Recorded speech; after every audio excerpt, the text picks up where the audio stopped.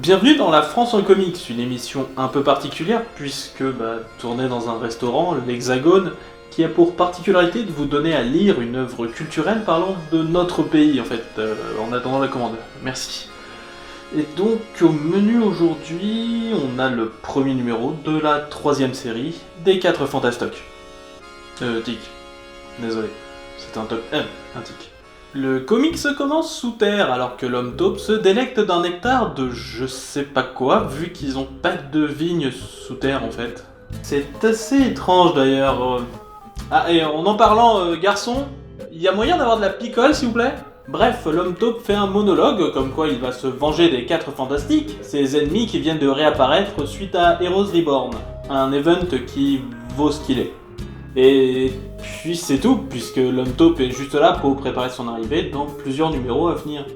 Et oui, je comprends votre grogne, chers amis, la France en comics est censée parler que de la France et zapper tout le reste, donc j'aurais pu aussi zapper ce passage.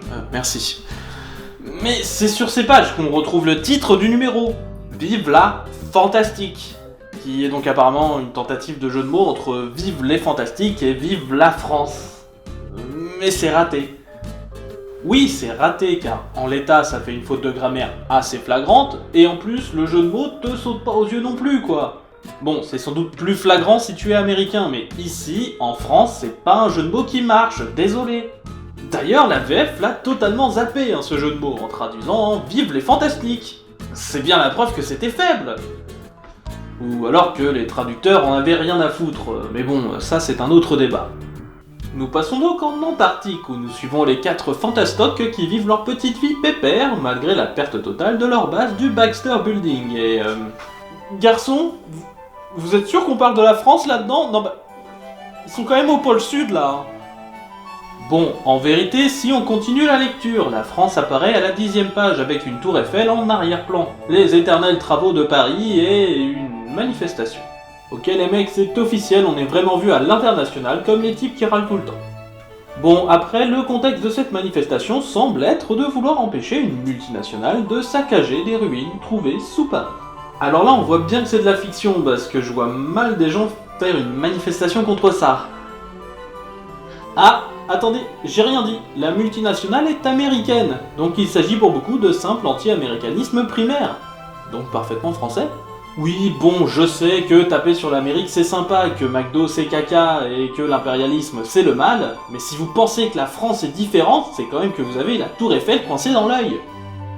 Il s'agit apparemment de manifestations étudiantes avec des étudiants qui ressemblent vachement à des étudiants. Non, sans déconner, le type à moustache là, il fait vachement étudiant, hein. Peut-être une reprise d'études à la limite ?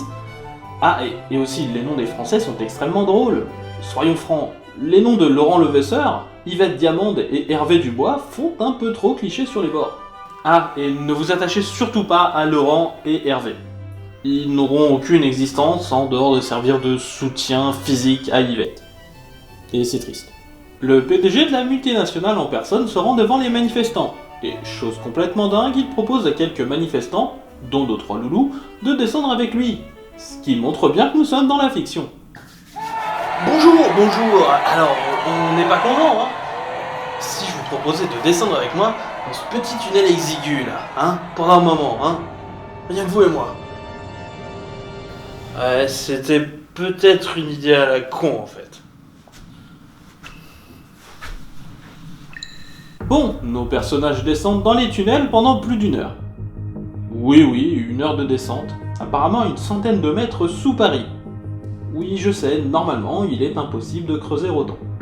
Mais bon, c'est un titre 4 fantastique, donc la suspension d'incrédulité, c'est monnaie courante. J'ai même envie de dire que c'est vital.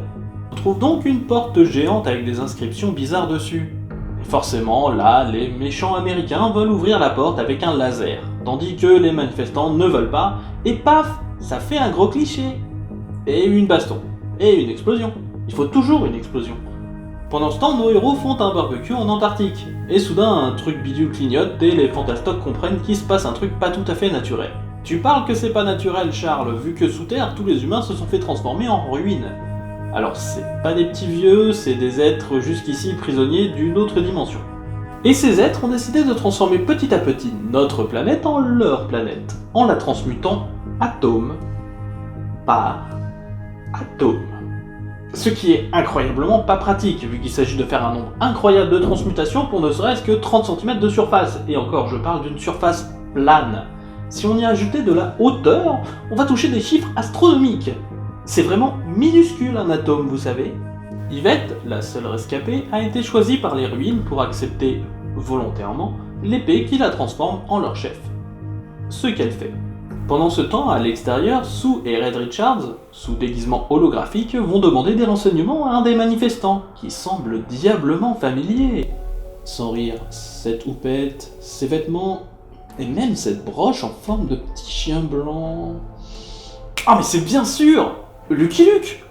Non, bien sûr qu'on a tous reconnu le célèbre reporter belge, nationalité qui, à mon grand plaisir, est rappelée, mais au vu de la propension qu'a la société gérant ses ayants droit à faire des procès à tout va, perso je me risquerais même pas à prononcer son nom.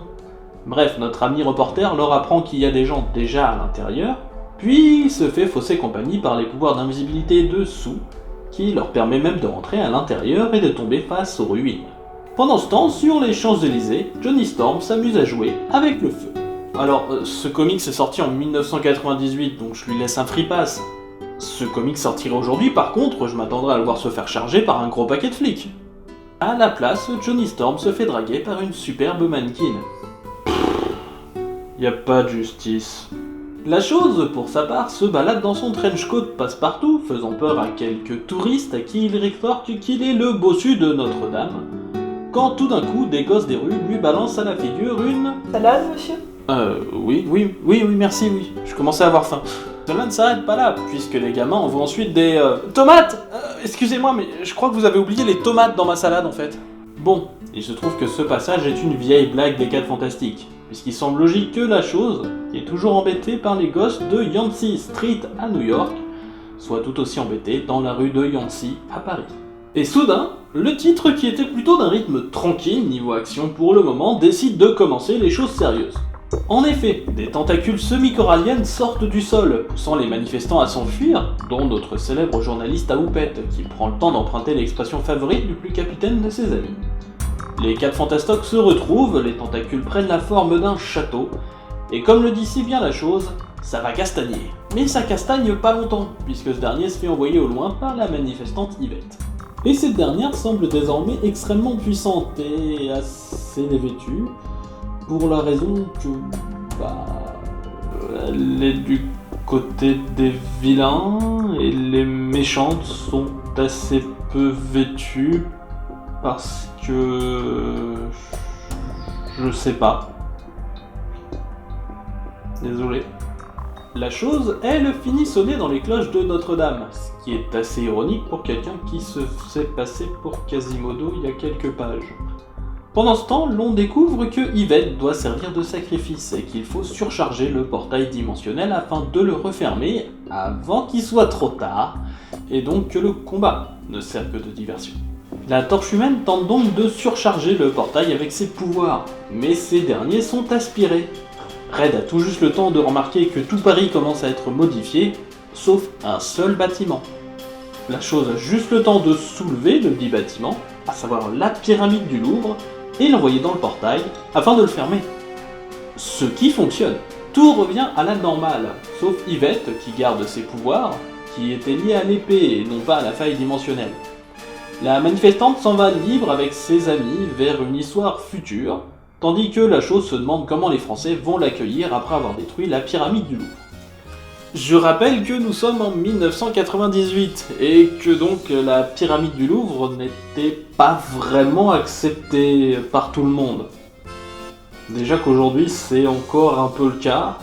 Les 4 Fantastiques ont donc le droit à une ovation publique de la part de tous les Parisiens de l'époque alors qu'ils s'envolent vers le prochain numéro. Et fin. Non mais sérieux, une menace d'émotionnel qui est résolue par la destruction de la pyramide du Louvre, souvent décrite à l'époque comme une sorte de parasite moderne, entachant la réputation et la beauté du Louvre. C'est un scénario digne de Super Dupont. Et je le dis dans un sens tout à fait positif. C'est fun, décomplexé, pas prise de tête. En plus, on a le droit à tous les clichés que l'on veut sur Paris, avec les manifestations, les jolies filles, les monuments un peu partout. On a même le caméo d'une star de la BD. Franchement, que dire de plus à part vive les fantastiques!